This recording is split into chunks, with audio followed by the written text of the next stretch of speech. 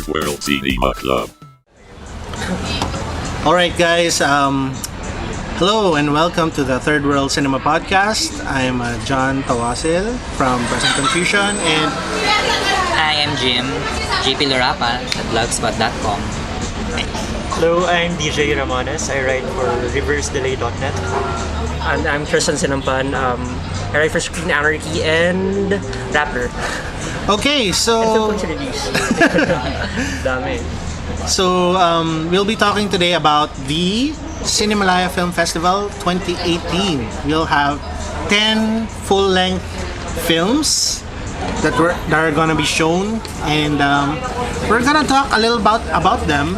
You know, we've seen some of the trailers, we've read some of the synopsis, and we'll go through them one by one. So let's start with Mamang, directed by Denise O'Hara. So, logline, an old woman struggles against senility to be with her son. Already in the twilight of her life, Mamang struggles to fight senility and dementia so she can live with her only living son, Ferdy. But the more she struggles, the more her condition worsens, until she is literally haunted by the ghosts of her past. She battles to drive them away from her house, and in her mind starts reliving her past, her marriage, her childhood, and everything else in between. In the end, she's forced to make a decision between staying sane or letting her mind go. So, based on what you know, what do you think about Mama? I think this has been in production for a while now. Parang I've been hearing about this film since Cinemalaya 12. Oh, tagal na pala. So, ewan ko kung bakit siya bakit siya nawala for 1 year, pero yun, it's now.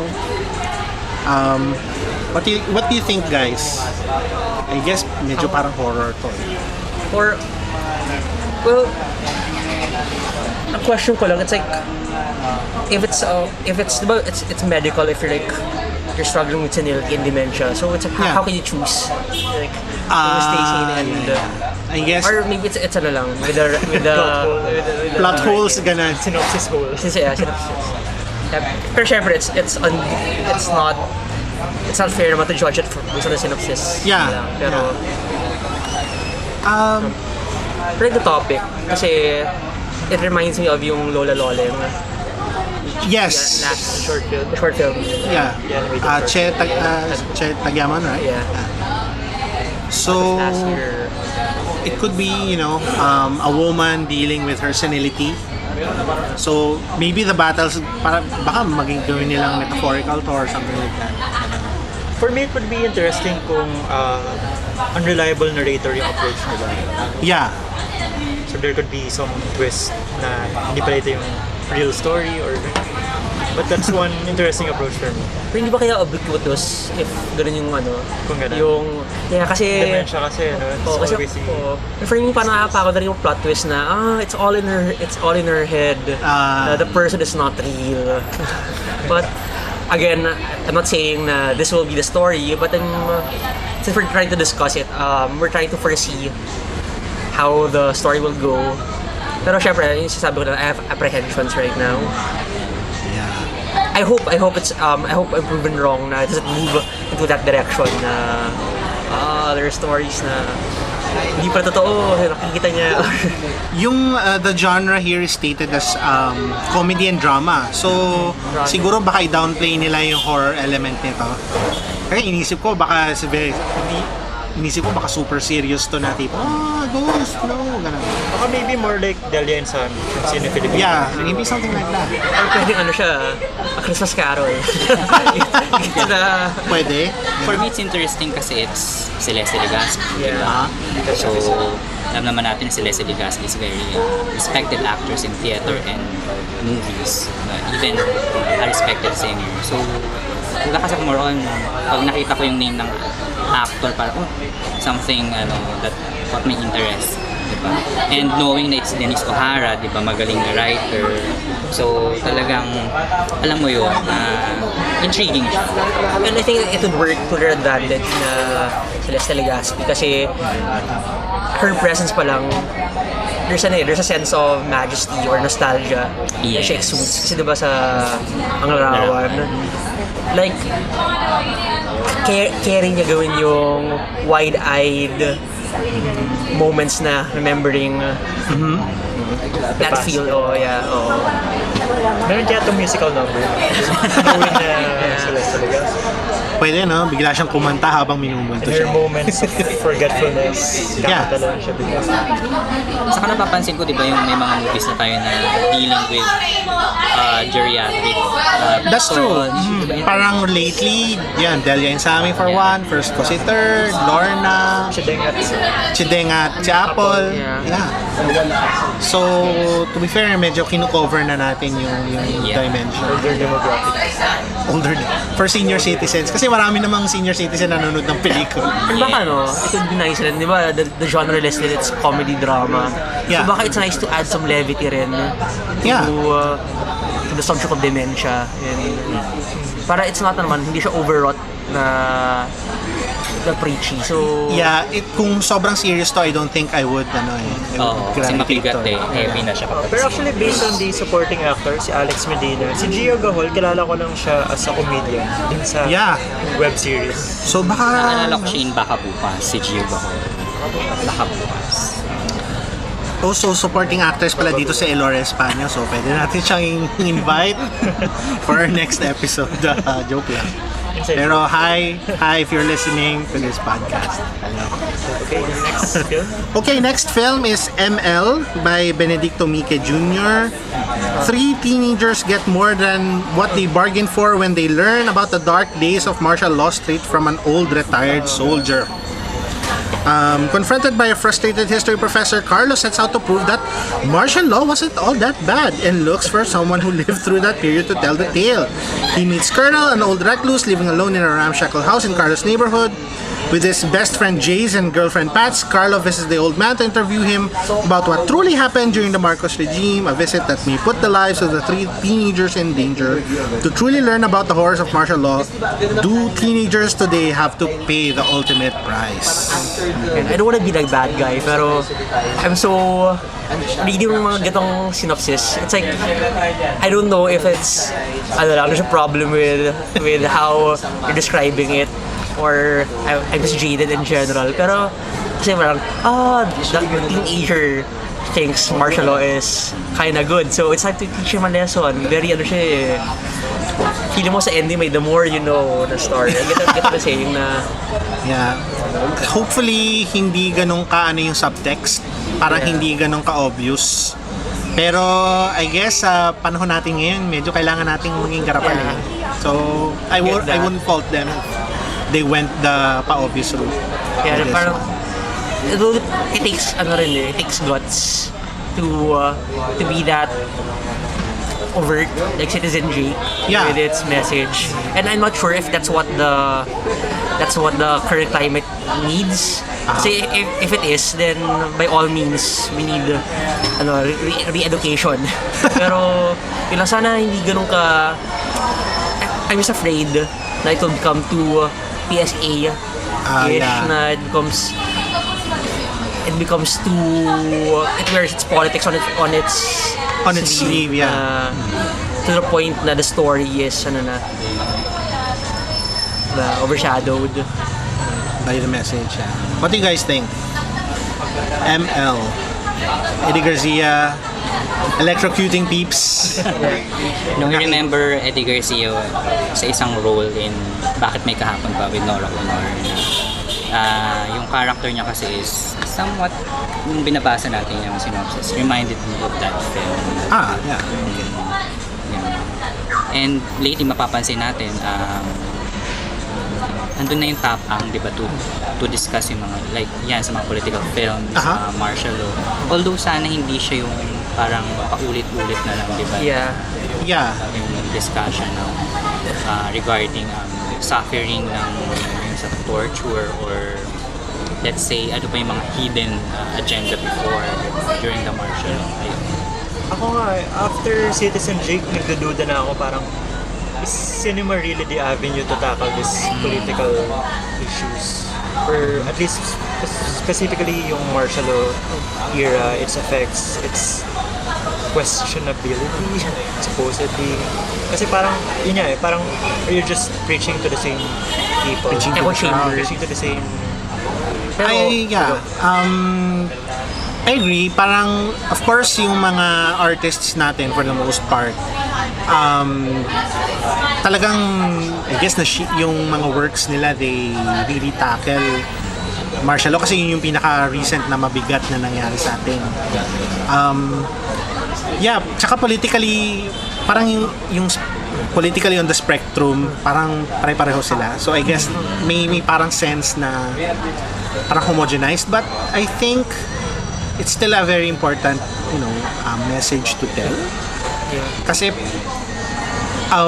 napapansin ko lately, especially with Citizen Jake and Love Diaz's latest, Panahon ng Halimaw, parang may parang frustration na sa kanila na parang we are trying to tell you these things, parang why don't you listen to us?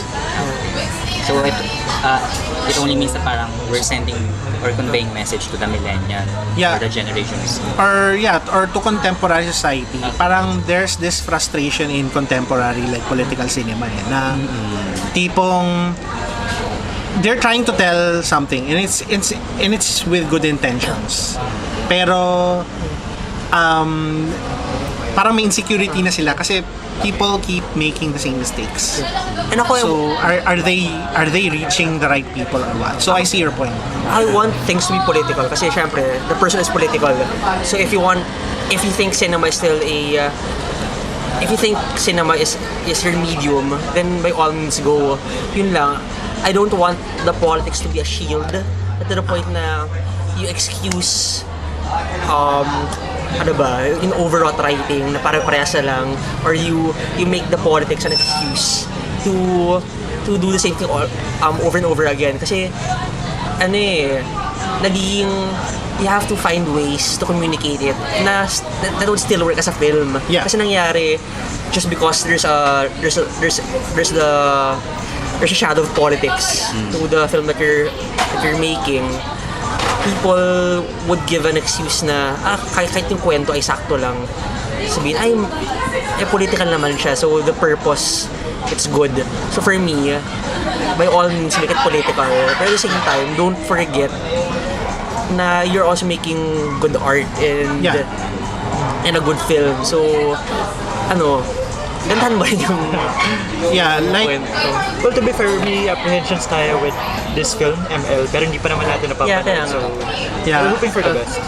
So again, I hope for the best. We're not judging right away. We're just saying we're totally optimistic. Please don't kasi we don't believe na it's fair to judge a film based on its trailer alone or we're excited synopsis. Guys. And there's a case that can be made about good art that is also political. Last year, Respeto, one of the best films of last year, was a good film, had a very political message. So it can go both ways. Alright, so next, Distance by Percy Intalan. So when a woman returns to the family she abandoned 5 years ago, everyone struggles to stay civil, not to reopen old wounds, and stay together even though a secret from the past threatens to always keep them apart. Lisa is still drowning in grief from losing the love of her life when she receives a visit from the most unlikely person, her husband, who she left 5 years ago. With no questions asked and no conditions, Anton invites her back to his and their 2 children's lives.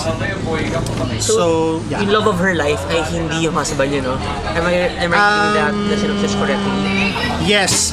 I'm going to assume that she left her husband for the love of her life. Love of her life died. Husband comes back. Okay. What's the indicated genre for this film? What's the indicated genre? Genre is, what is the drama? Family drama. Pero when yung kapag binasa mo yung logline ng synopsis, somewhat parang different. It feels different. And at least yung hindi siya yung ex-husband masamang tao. So feeling ko rin na it adds an interesting dynamic. The source of help is someone na it didn't end. Yung parang kumbaga hindi kayo ganun ka-okay. Kasi syempre, if your marriage dissolved, syempre it means you went through something. Yeah. So, is this a way, is this a means for reconciliation? So, it could be interesting. Interesting nga yung synopsis kasi yung keywords for me is with no questions asked. Yeah. She was invited back. So, Selflessness. simula pa lang, yes, selflessness and parang wala agad conflict. So I guess yung mystery dyan is why was she welcomed back? Good intentions ba talaga na Yeah. she's being welcomed back? Or what if si Isa pala yung bad guy? What if si Isa yung bad guy? Has Isa Calzado starred in other than I guess Bliss? Nakapag-indie na ba siya before? Yes, may horror siya eh. Yung tulay ng San Sebastian. Oh, yeah. Quote-unquote indie. Hindi. Siya ba yun? I'm not sure kung siya yun eh. Sandino Pala Martin yata, yun and Joem Bascon. May kamali yata ako. Tulay ng San Sebastian, yun yung... Sandino Martin na lang. Yeah.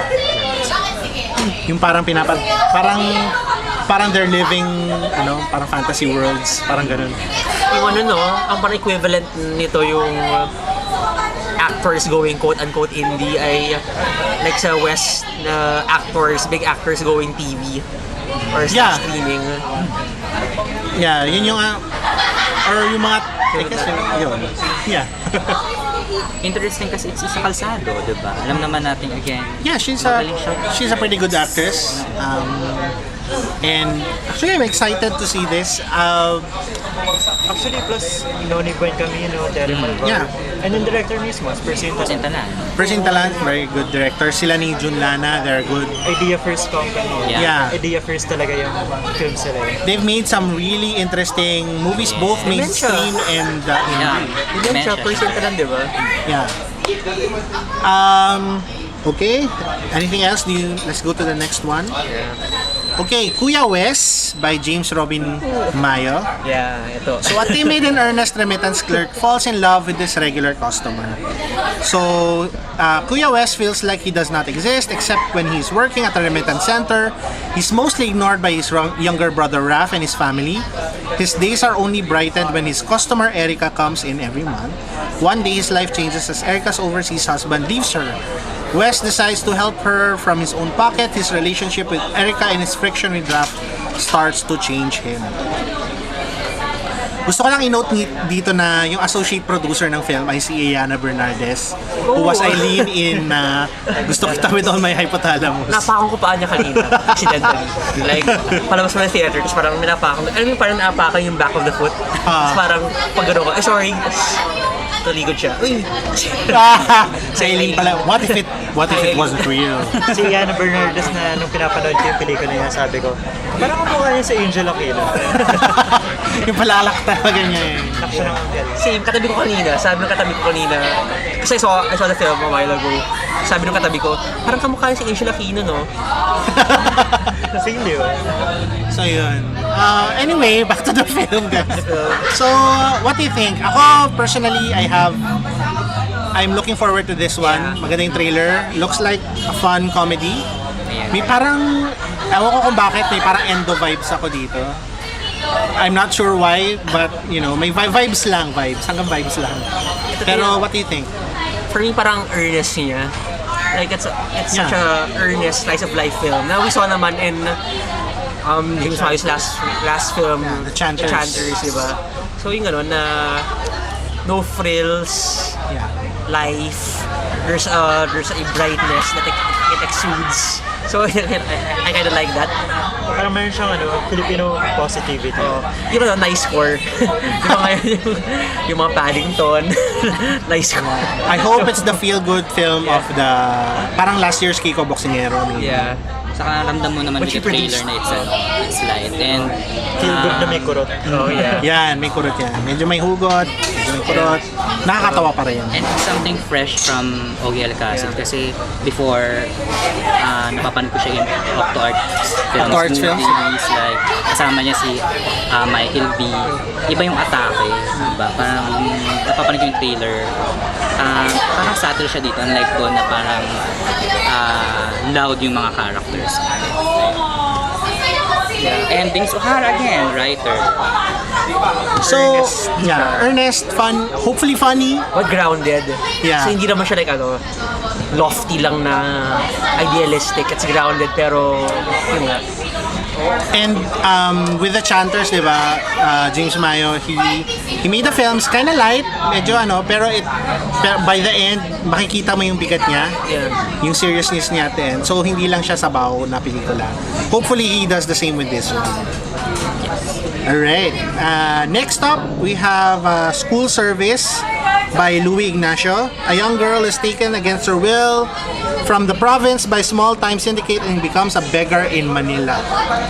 So Maya, an 80-year-old student from a remote province, is walking home from school when the school service stops to her to ask for directions. Stops to her. In return for Maya's help, the woman in the school service offers to take her home and Maya agrees. To Maya's horror, the service doesn't stop at her place.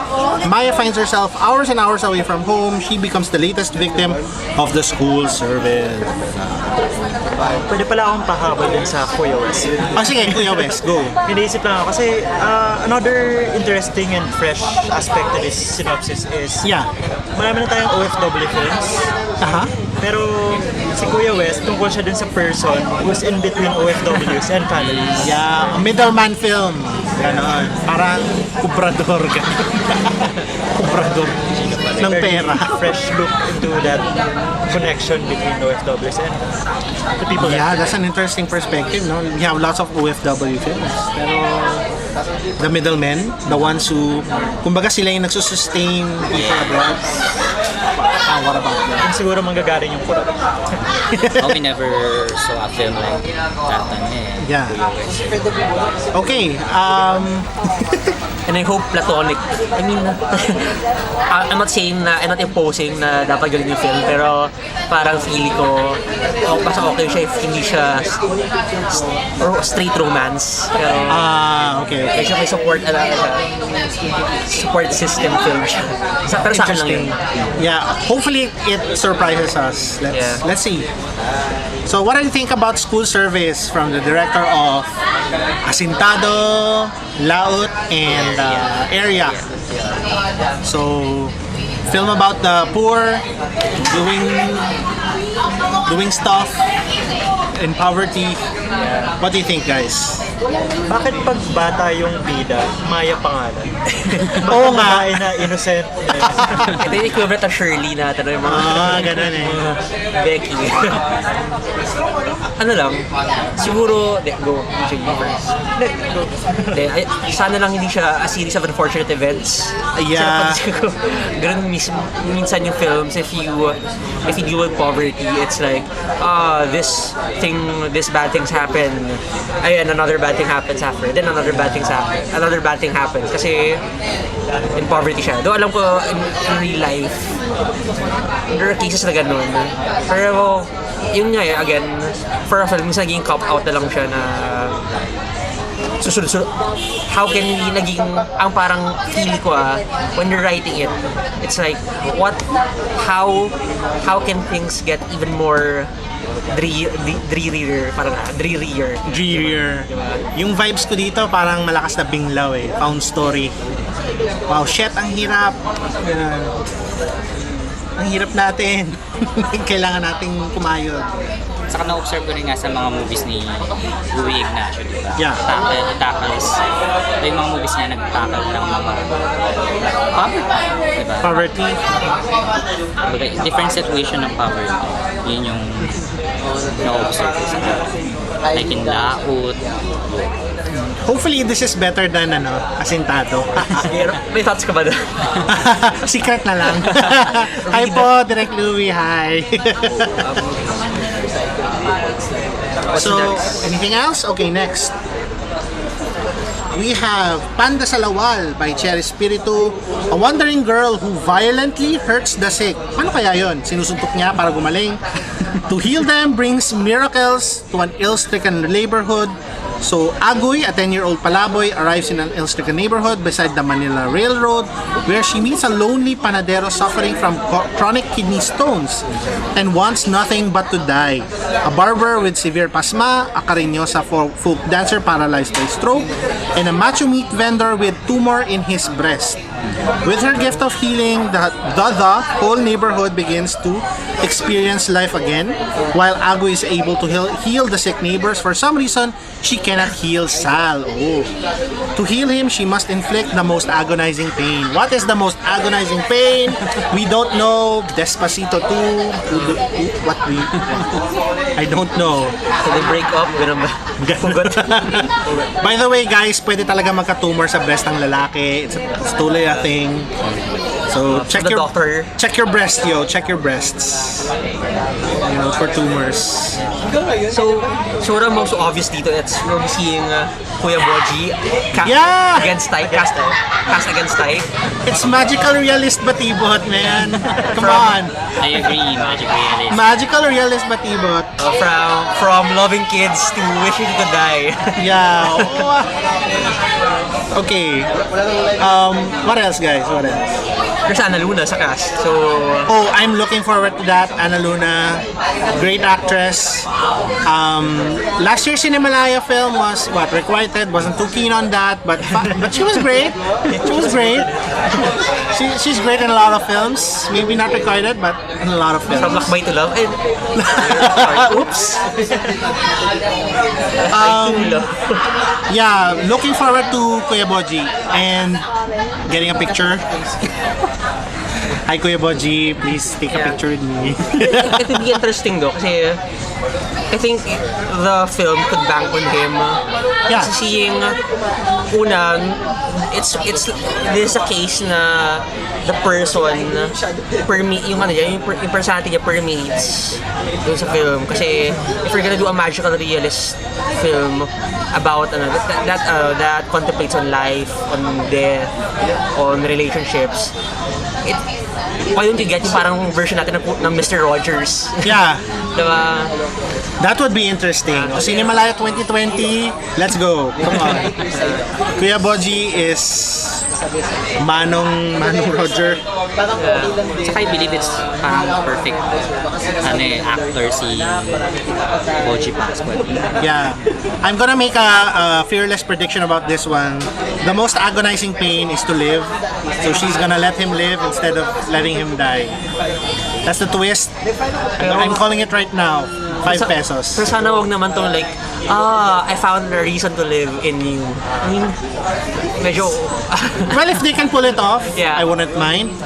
I hope they pull it off well. Feeling ko tuloy ang tulog, very jaded ako na tao na like, God, You're dead please inside, ganun. Not this again. Pero, again, I'm just saying naman na there's some tropes na feeling ko kasi worn and torn na talaga siya.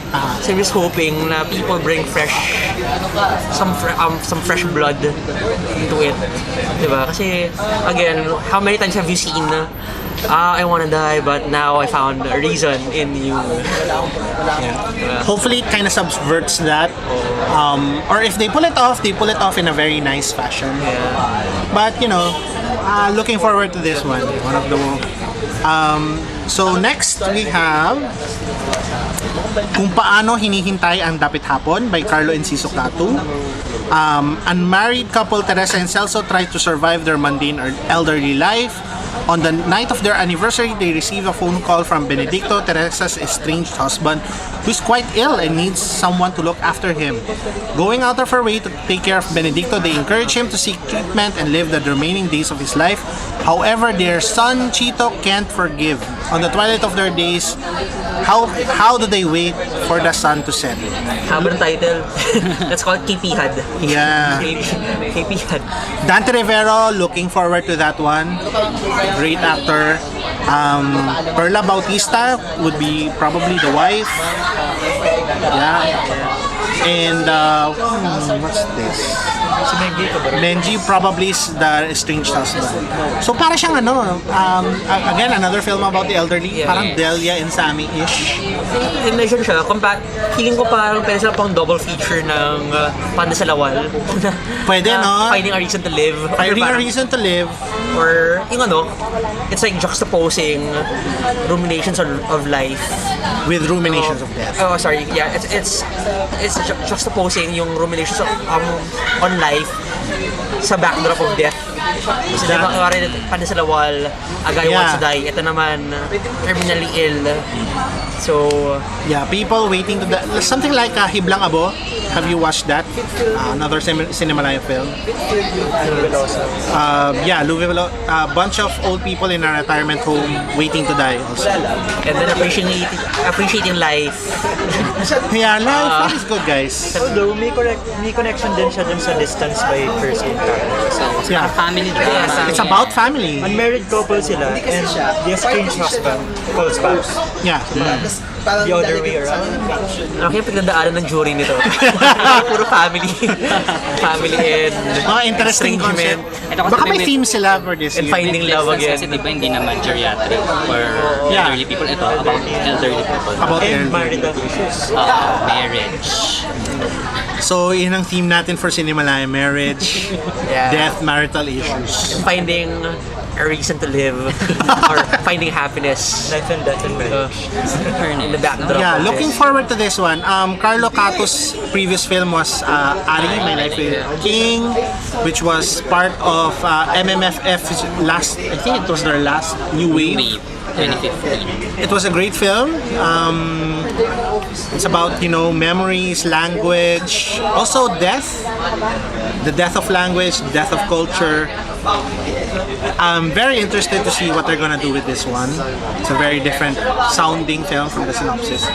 So, okay. Next one. Musmos na Sumibol sa Gubat ng Digma by E.R. Arondaing. Amid the conflict between their families and the chaos in Mindanao, two young Muslims cross paths and find love, happiness, and friendship when they spend 7 days in the middle of a forest. So na to, very Women of the women do weeping river. Yeah. Yeah. Interesting.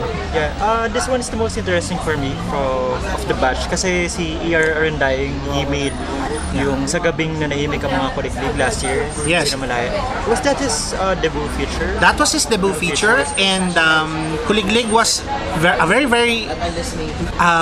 It was roughly constructed, but the visuals of that film were really nice. But I'm not sure if Siya pa rin ba yung I'm not sure kung siya pa rin yung cinematographer. DOP? Cinematographer for this one is Mark Cosico. Not sure. Parang babae yung previous eh. Scully? Not sure. I'm Yeah. not gonna pretend and say na naparod ko siya. So, I'm gonna be interested kasi I haven't seen it. Yeah. Yeah. Sobrang nagustuhan ko yun kasi I think it was a very sensitive portrayal given the topic na diniscuss. Ang comment ko nga dun sa film niya na yun para siyang Love Diaz pero Nick Joaquin tones. Very gothic Yes. approach niya. May pagka-Nick Joaquin nga yung... Yun nga lang, may flaws nga lang, may major flaws nga lang siya. Ayun. Yeah, understandable yung mga baby steps for first-time filmmaking. Have you seen, Jim? Have you seen that film? Kuliglig. Very interesting use of the frame. Yung pag, niya, since it's a boxy frame eh. So, talagang they squeezed. Very static din yung camera. Yeah, in a static camera, they squeezed everything into those. The frames are gorgeous. Yun yung pinakamagandang camera work na nakita ko last year. And yung topic nun was about yung Catholic issues. Yeah. Or at least, hindi man issues, but difficulties arising out of faith. Tapos ito naman, about Muslims naman. Muslims So, naman. I expect na it will be handled very delicately and perhaps educational for us. Yeah, I hope so. Sa next lang about Scientology. So, to end the trilogy. I don't know. Yung trilogy. I hope Arondaing learned from his first film. I hope he steps up Yeah. for this one. I really enjoyed his first film. And I hope I enjoy the second one. So, next,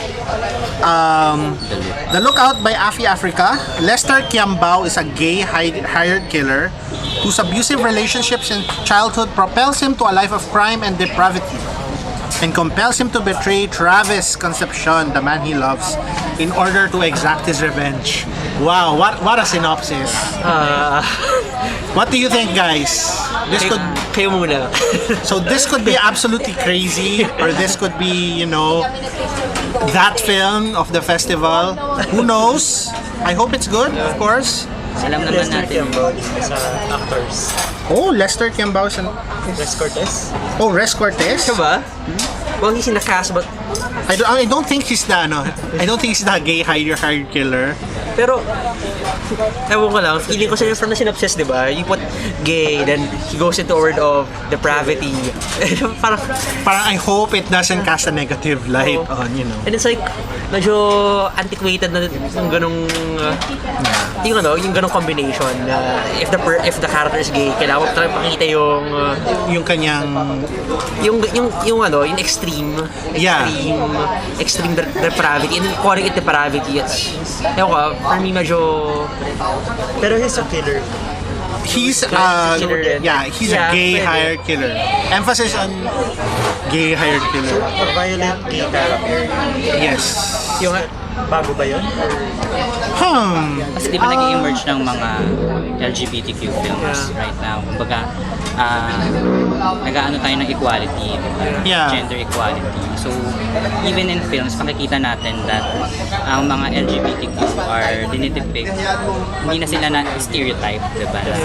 Kasi usually, di ba, when we see characters na gay, ape, or sabihin natin positive yung depiction. well, if you put it sa Filipino context, kasi siguro kasi na rin, I've been exposed to, I'm thinking based on the Western media, na Ed Gein, sina Sons of the Lambs, Yeah. na laging a killer, pag deprave siya, may rin siya, may homosexual tendencies, di ba? Or not tendencies lang, like talagang siya, yung depravity is stemming from sexual frustration sa pagiging niya, either closeted or I don't know. So, I mean, yeah, double-edged sword na it could be, it could work, showing it's changing the dynamics Yeah. on a local context. Pero yun lang, for a synopsis to bank on the person being gay and depraved, ewan ko lang, may takot lang ako. I'm not again, just to make it clear, I don't wanna be the guy who judges everything Beforehand. pero I'm just saying na there are some risky moves, or based on this synopsis, I mean in general, all of this na minention kanina, there's some risk dun sa lang. Ang best approach for this siguro would be if de-emphasized yung gender identity niya. Yeah. Ay parang hindi Yeah. central yung pagka Tanggalin nila sa synopsis. baka kasi may unfortunate implication na dahil Fixate tayo dun sa gender. dahil gay siya, yung dahil dun sa gender identity niya, ganito na siya. Although Hindi something ka na- unique din na parang gay hired killer. Parang I never saw a gay hired killer. Yeah, I guess that's an interesting way to look. Pero wala lang, di ba, so what's the implication nun if hired killer siya and he is gay? Naalala ko pala ba yung Pamilya Ordinaryo, si Eartha is negative din yung portrayal. Yeah. Haven't seen Boy in Check pero Boy in Chick was, well, medyo positive yung kay Boy in Chick. okay. Parang hoodlum with the heart of gold. Parang ganun ang gets ko sa kanya. We'll see. So yeah. We'll see. I will Again, keep we're not my judging. We're not judging. We're not Just to be no clear. judging. So baka first Could be- episode pa lang ang dami ng Could be the best film of nakakaway. 20. Yeah. First and last episode. You know what Hi guys. Hi guys, we'll be ending our podcast right now. Ilalabas lang namin ang aming preconceptions. Yeah. Yeah. Yeah. And again, I wanna be surprised. I wanna be proven wrong. Yeah, I don't I wanna... Siguro lang sanay ako na I put expectations close to the ground, and then at least higher ang it's that point you can only go higher. Oo. But yeah, interesting premise. It's a very it's a very it's a very delicate concept. It needs to be done well. I'm also curious if yung approach niya or yung style niya would be like noir, diba? Kasi Yeah. gay heart killer. The poster looks very noirish. Kasi madilim. But let's see. Anything else, guys? So I think this is we're up to the last one. The last one is Liwai by Kip Webanda. So the Kip lives with his parents, Day and Rick, inside Camp Delgado, a makeshift prison inside the military camp for both rebels and criminals. Given their circumstances, Day does her best to shelter the child from the harsh realities of their life. Baka Die pala. She uses storytelling about an enchantress named Liwai, as well as songs and imagination to help ensure that her boy is free from trauma. At the tail end of martial law, Dai's own past catches up onto her, and the lives of the detainees become increasingly difficult. She's confronted with the cruel possibility that the best interest of her child means never seeing her again. This is based on a true story. So as far as I remember, this is parang may pagka semi-autobiographical slant to. This is from Kip's own grandmother, diba? Grandmother ba? Yeah, either his grandmother or his mother, maybe. His own experiences. So very rich on source material. So yung kailangan sabihin, it's the source material itself can be strong already kasi based on the concept pa lang fully realized na naisip mo na I think yung ensayo niya dito was his previous film, Nai, which is of course about a mother. But I'm not sure if it was, execution-wise, not as good as we hoped. It was ambitious kasi it was trying to be allegorical. Yeah, To deliver a political message or social reality stuff. that's true. As opposed to yung previous film niya before that, yung Bar Boys. na very personal, relatively casual. It feels personal. I think Kip is a lawyer. Is he a lawyer? I'm not sure, pero ako si DebSoc rin ako before. I had 1 year sa DebSoc, and I think yung mga friends niya, Yeah. he based it on his friends kasi some of those characters ay old mates ko rin. Oh, okay. From UPLB. Interesting. Yeah, so if it's personal, I think it is kasi binis talaga sila dun. Pero if this is semi-autobiographical, it would be interesting. Saka yun hindi niya kailangan ng supernatural premise or hopefully mas may execute siya. Yeah, so ano to, rich source material, magkakataro na lang sa how you execute it. Yeah. And I'm looking forward to Glyza De Castro. Fan ako ni Glyza, especially since Sleepless. Tapos kasama niya dito si Dominic Rocco ulit. Oh, interesting. Oh, so it's like a reunion. Oh, It's a darker, I will assume this is part of the Sleepless cinematic universe. loose trilogy. Parang before they met, their parents were like in the mountains. Nasakto lang sa akin. While Sleepless Zero. John reading the synopsis, parang sabi ko nga, diba, parang somewhat reminds me of Life is Beautiful. Yeah, very Naiiba life pa is- lang yung melu. It can be, I would like to see how they meld. Kasi nagkukwento siya, di ba, about Liwai. It would be interesting how they do the actual storytelling of Liwai. Like in Toos, when they went with animation. Yes. And strong yung kasi niya, Soliman Cruz, Yeah. Yeah. Prado. I'm looking forward to this one. This could parang malaking potential. My spider sense is tingling in this one. Although again, I don't want to judge. Based on concept pa lang, maybe this might be my my second most anticipated based on the concept. Pero yung nga lang, I hope the execution pulls it off. Yeah. So again, syempre interesting kasi Glyza De Castro. Yeah, Glyza De Castro. Love namin si Glyza De Castro. For her performance in Still Life. Ox lang siya. Sorry. May nabasa din ako na I think she's singing in this movie. I'm not sure if it's true. Pero magaling siyang kumanta. Siya, magaling siyang kumanta. With a distinct voice.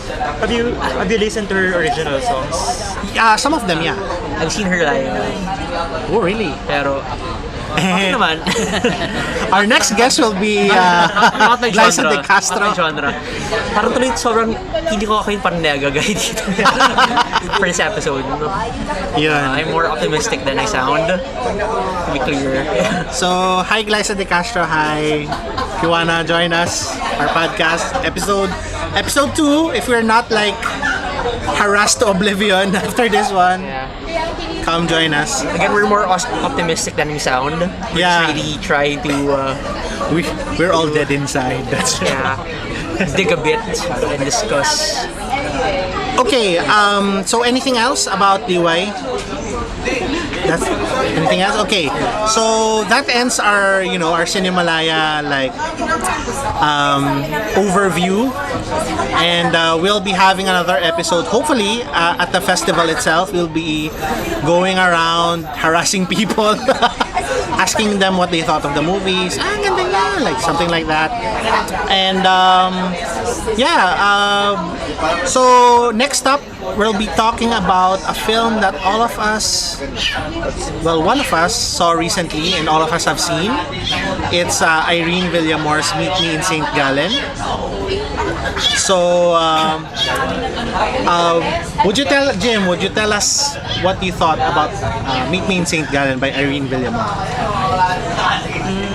It's kind of different in a Filipino romance film. Yes, okay. And then, ang na-notice ko doon is yung character ni Bella Padilla. Yes, a very, Grabe yung transition eh. From the Palaban, di ba? Palaban yung character niya na samat may pagka-immaturity pa. And then, habang, di ba yung tawag dito, the next year na nakikita sila ni Carlo Aquino, nakikita mo na mas kumakalma yung character. Yeah, so Nakikita natin yung maturity ng character. so para may story arc siya, di ba? May arc yung character niya. Ang naalala ko dito, yung if you know the book na A Visit from the Goon Squad, Jeffrey Egan, it's like each chapter you show a slice of life of the characters at different stages of their lives. So you see the progression. So like in this case, diba it's cemented. Are we para do spoilers? Are we doing spoilers or are we? I guess Yes, make it clear. let's go for spoilers. Spoiler warning, guys. Hopefully you've seen Meet Me in St. Gallen before, but it's a nice film. Please go watch it. If you haven't seen it, well, thank you for listening. Come back to the podcast if you've already watched it. So let's go on. So like how it's in 3 acts, and the first act you really capture yung the youth, yung dazed quality of being young. Na you don't really know what you're doing yet. You're frustrated. Na okay, this is what I like to do, but is it a lucrative career? And then you see them actually finding themselves but not with each other. Get what I'm saying? So it's like there's individual progression, and yung relationship nila takes a backseat. Na they cannot fulfill yung being together kasi again they prioritize themselves. I think that's something nice na normally kasi when we see romance films, it's like my life is dependent on you or that you will change my life. So dito, it's like yes, they change each other's lives pero they're not tethered to each other. And at times, yun lang talaga because they're pursuing different things. They don't hindi sila ga-align. Yeah. So, DJ. For me, related to that, actually yung first impression ko sa movie was, I was reminded of Richard Linklaters before trilogy. And for me, yun kasi naging basis ko for comparison. The issue for me was it was trying to do the entire before trilogy in one movie. Yeah. Which is unfair siya kasi syempre isang movie lang naman talaga siya. Pero not necessarily a fault of the movie, pero parang for me it doesn't work in one movie yung entire three-part act na yun.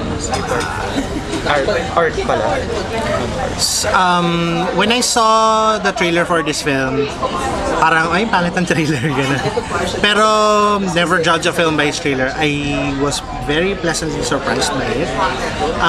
I think yung pinaka-anchor niya is the first act. Kasi, it's all about the meet cute in the first act. Parang, it's a very extended meet cute. It's like the best meet cute ever. Actually, yeah. I really enjoyed it. So, May chemistry sila. yeah, they have... That's what makes it work, di ba? Yeah, Caroline Aquino and Bella Padilla, fantastic chemistry, the two of them. And then when it evolves into something else, I was hooked. Although, yun nga, it's parang ano lang siya, parang outline yung feeling niya minsan compared as to a more parang thorough exploration of these characters. Although makikita mo na talagang bad timing talaga yung dalawang yun. Hindi talaga sila nag-aanuhan, nagkaka-timing. Kaya very frustrating yung ending. Well, which is I think by design naman. Yeah, it's by design. It frustrates you, pero parang if given more breathing space siguro mas gagana siya. Yeah, speaking of that, there's a trend now with Irene Villamor's recent film, Sid and Aya, and this one, Hit Me, and Antoinette Handaone's Never Not Love You, of parang films that are not exactly romances, parang they're going beyond, or they're like post-romance films. They're trying to go beyond the normal tropes that we encounter in mainstream romantic films. I was telling the guys nga kanina na it's like if the world is moving, has gone full circle, going back to the traditional rom-com with films like Set It Up, Kissing Booth. Tayo naman, it's like now we've discovered the anti-rom-coms or the post-romance films that try to not go for kiligs but relatability. I know the situation because I went through it, ganon.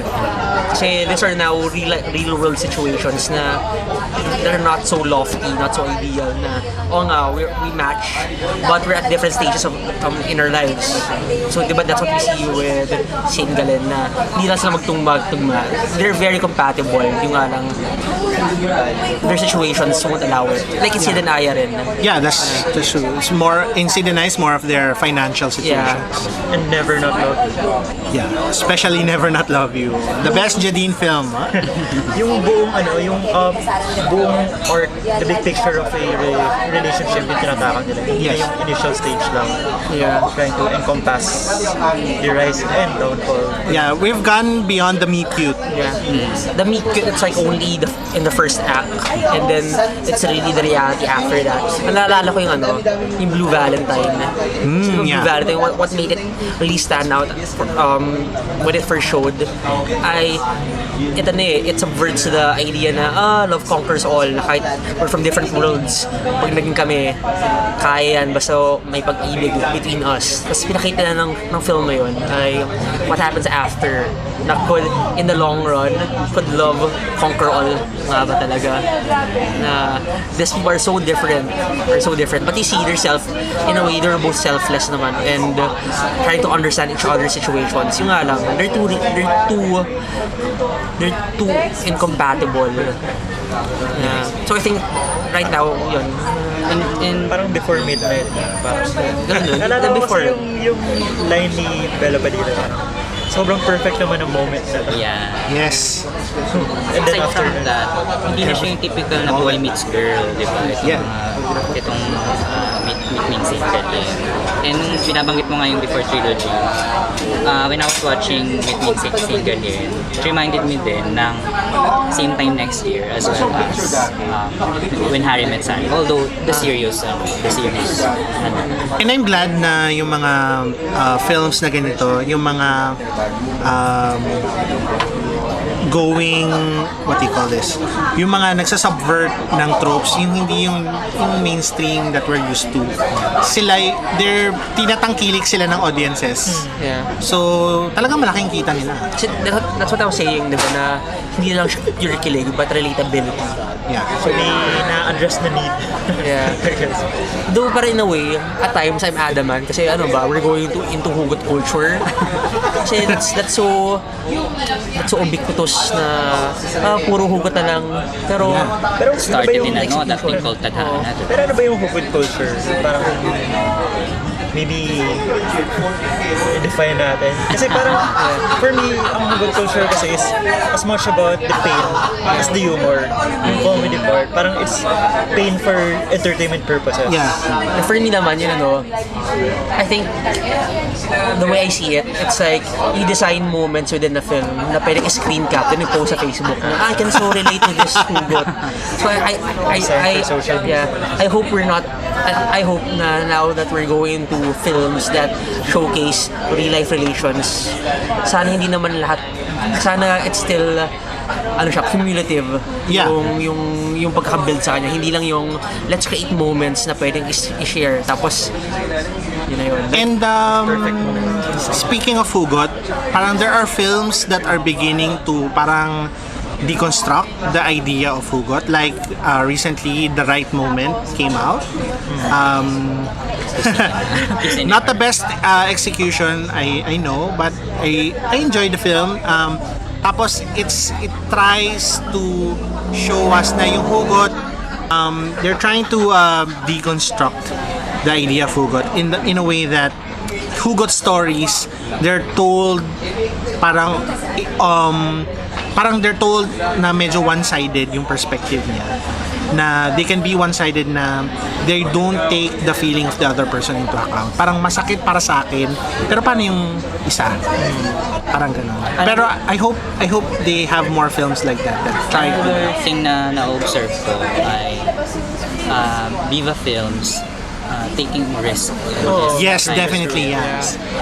Dito mo sa lineup nila this year. Creatively, all sorts of genres, not all of them work, but damn, parang ang ganda ng diversity ng kanilang ideas.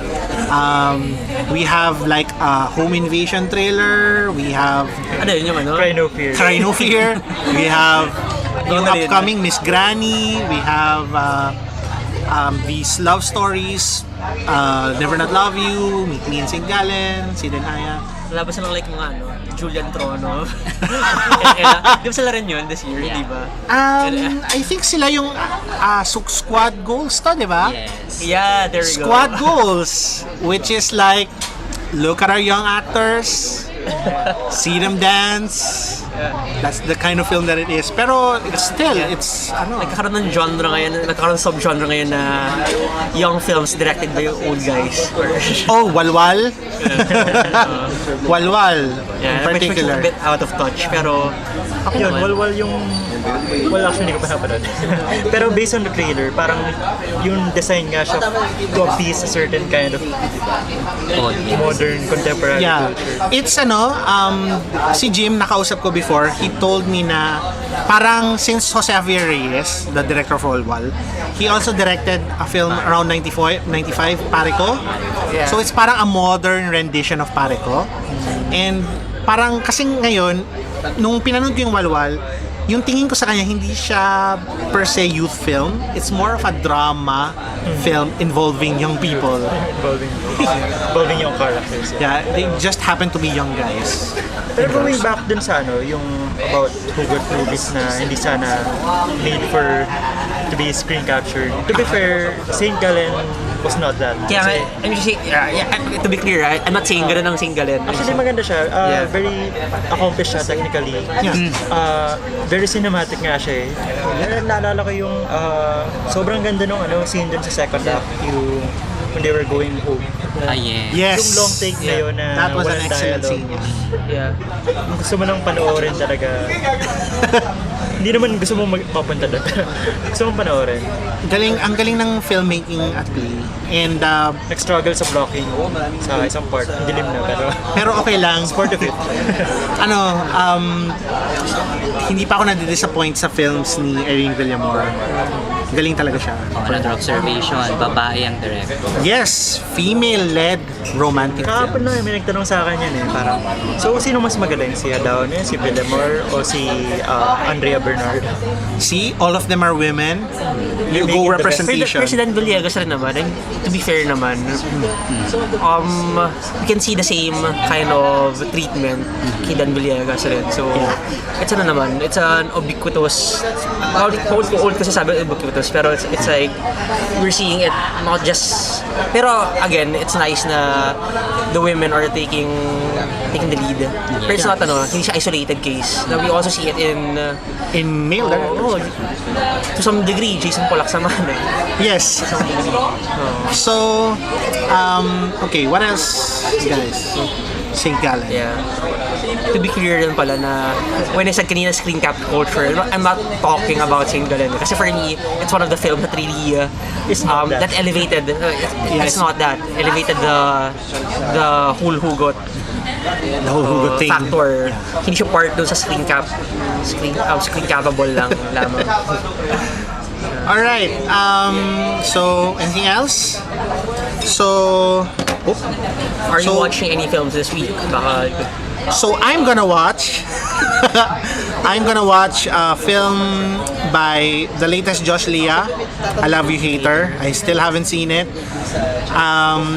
The trailer was not very reassuring, but I'm a fan of the Love Team. I love Josh Leah. They're like my favorite Love Team. I hope they pull through. Also, July 18 is the film by Isabel Peach Caparas about the Chong sisters. oh my. So I'm looking forward to that one. With my two idols. Maybe we could talk about that after we've seen it. Maybe we Yeah. can try to see that. Then maybe as a comparison, let's look at the documentary from the other side. Yeah, Give Up Tomorrow. Tomorrow, yeah. It's a good comparison. Maybe we can do that for episode 2 if we make it to episode 2. Anyway, those two films and parting words, I guess. Later, I guess. Good. Even before Cinemalaya, by bus, which I can stop comparing to Sicario. Yeah, by Bust. Yeah, I'll actually be seeing that earlier. So, Oh, you've seen By Bus Not already? yet. I'll be seeing it sa 23. Interesting. Interesting. So, May embargo ba? I don't know yet. Pero siguro for discussion. Let us know what you think, non-spoilers. So, pwedeng like my perception versus reality. So, I can Okay. keep quiet and then Okay. Pero at least I think on the genre aspects, yung action, yung suspense, I'm pretty confident na Eric Matthew will deliver. it took time. I mean, di ba this was supposed to be they tried to make this an entry rin last year. MMFF. But then they were given more time kasi because of the whole them opting Yeah. to be part. So I think the extra 6 months, 7 months, si Eric Mati was being the craftsman that he is. I'm sure na during that time he was able to ruminate on what parts he would like to I'm so looking forward to it. sharpen. So sobrang main project niya to for the last 2 years. Yeah. I heard I'm not sure, pero Seclusion was just a fundraising for By Bus. Bus. Interesting. And di ba for this, the pre-production, I mean, the earlier marketing materials of Biobus was really showing they really took pre-production into account. Kasi di ba, lalo sa Philippine cinema, pag nag-green light na, bilisan lang. Ito, This one parang napapercolate talaga siya under production. Another thing na para bang anticipating with Bibles is that bihira na tayo makapanood ng action film. Nang malaki. Malaki talaga. Brandon Vera daw. Kasi nag-die down na talaga. Wala, as in patay na. Yeah, the Filipino action film as we knew it is dead. Uy, hindi na pa rin ba yun, ano? Yung patok mo, ano, double barrel. Napanood ko yun kay Toto Natividad. It was a strange film. Parang before this, ang nag-attempt na mag-revive ng action genre si ano pa eh. Sino yun? Si Ashong Golden Salong. Boy. Ashong Salong. Yeah, what's his name? E.R. Harris ito in his films. Unfortunately, after Muslim Magnum 357, he didn't make another. Pero those films were better than the marketing materials, Kasi, Yeah, the posters, oh my God. Did you... And Ann Curtis, di ba? there's like a testament. It's a testament na we don't judge the film by its trailer Or its poster. Hindi ko i-agilos si Manila Kingpin. Yeah, although hindi ba may parang ano yun, over directorship? I don't Parang know. ER took over and parang gusto magpatanggal ng pangalan si Tito. Early. Parang ganun eh. Yun na rin yun. Interesting. Pero na-enjoy ko yun. I remember watching that nung Christmas. It was fun. It was fun. Yeah. Black and white action, tapos period piece. My favorite ER Hercito film is Boy Golden by Chito Ronyo. Ako din. It sobrang camp niya that you can't help but, smile. Great. It was a great film. Ewan ko natuwa ko kay Casey Concepcion. Natuwa ko sa character niya. Yun. And yun nga, sinabi mo Ann Curtis, Ann right? Curtis. Kung parang kada siya ngayong taon, dami niyang roles. Against type. Si Din Aya and then Bible. Isipin mo nga siya Did the MMF. silently ginagawa niya to. Then may pa siya, di ba? Yeah, yung MMFF. Kaya the MM film na horror ba yun? It's Yam Laranas eh. Yeah, it's a Yam Laranas film. Diba? Aurora? Oh. Aurora. Aurora. She has 3 films right now this year, pero very quiet lang na. Yeah, hindi siya last year, I think, mas mana yung sister niya si Jasmine. Jasmine Curtis. Yeah, But though this galing ni year- Jasmine Curtis, to be fair. I like her. I would love to see a movie with them together. Yes. That actually. would be interesting. Pero wag naman yung melodrama. Sana hindi melodrama. By Bus 2. By Bus 2. 2x2 bus. Revenge of the Sister. May kambal pala siya. Day of the By Bus. Sabay kami ng Bible. Do you know that? Sicario. Day of the Soldado. It was marketed. Si Cario sa marketing. Yeah, ang weird ng pangalan niya dito. Soldado, the soldier. Soldado the Soldier, basically Soldier the Soldier. So, I don't know what happened there, but anyway. Another thing, syempre with Bybus, babae na naman yung, di ba? Oh yeah, nag-lead. female-centric Female. action role. Very interesting. Kasi moron tayo dito machismo di ba? And I think hers is not the only female-centric action movie we have this year. We have one with Jean Garcia, Watch Me Kill. Have you seen that? Not Or yet. Labas na ba yun? I think umiikot siya sa festivals ngayon. And then we have Erich Gonzalez We Will with Not Die Tonight. We Will Not Die Tonight. Stunt woman siya. For PPP yun, That's Yeah. for PPP. Yeah. So, in fairness, we are seeing a resurgence in Pinoy action and it's led by female leads. And even in TV, I mean, if you know the book, sabi po, diba there's a show, Yeah. there was a show sa Signal, so it had Phoebe Walker playing the aswang, and it's very The Sopranos-ish, na very The Sopranos / the Americans na you're made to root for the bad guys, which are aswang. Yeah, interesting perspectives. So, what else, guys? What are you looking forward to in the next few weeks? Counted na ba yung Goyo? Yung September. September pa yan. Ako, excess baggage. Excess baggage. Eerie. Nahintay ako sa Ay, Eerie. Eerie. Iris, Kailan siya lalabas? baka November. Probably November. Alala ko dati, narinig ko like September. Pero since ewan ko, since parang pack ng September, no? May Goyo. Yep. At sasabay kaya siya? I don't know. Baka hindi ba siya mag-MMFF? Hindi ko lang sure. I hope not. Pero if MMFF siya, di ba tapos na yung studio films? Tapos na yung for studio. Those are studio films. Ang labo kasi ng dichotomy na to eh. Yes. So ano yun, Star Cinema ba bang yun? Yung pasok sa... I don't know. I don't know. Yeah, labo kasi na may independent. Pero that's a topic for another day. Yeah, that's a topic for another day, guys. That's it. Any last words before we end this first inaugural episode of Third World Cinema Club? Recorded live from Toot! secret coffee shop. From a coffee shop. Maybe we'll go to a quieter place next time. If there's a next time, we're not sued to oblivion. Elora Espanyo, please join us for episode 2. For me, just visit my blog. You know my blog, Present Confusion, devasishanti@blogspot.com. I've written some shit about Virgin Lab Fest. Enjoyed Virgin Lab Fest, really nice line of plays, and I still have 2 films from Agasai that I have to review. But I haven't written yet because I'm a lazy slob. So Jim, any last words? Gosh, marami pa akong i-catch up ng films. Okay. By the way, John is not lazy. He's like very prolific. Yeah. Productive. Most prolific. Yeah. Parang hindi ko ma-imagine paano mo napagkakasya yung time mo to watch these films. He's a doctor, by the way. He's a doctor, so how do you do that? Time management. DJ, anything you want to say before we leave? Wala na. Thank you for listening. Yeah, thank you for listening and continue to watch Filipino films. Yeah. Tristan? Support local cinema. Local cinema. Support local cinema. Local cinema. Don't watch on Pirated sites. on pirated sites. May kiss anime ba ang Filipino films? Halik anime ka na. Di ba mayroong yung anime si Angelica Panganiban? May anime si Angelica Panganiban? Animation. Ano? I forgot the title eh. May di maano eh. Ay, wait. Natatanda. Ayan, with Piolo. With Piolo. Yeah. Springfield. In animals sila. Yeah.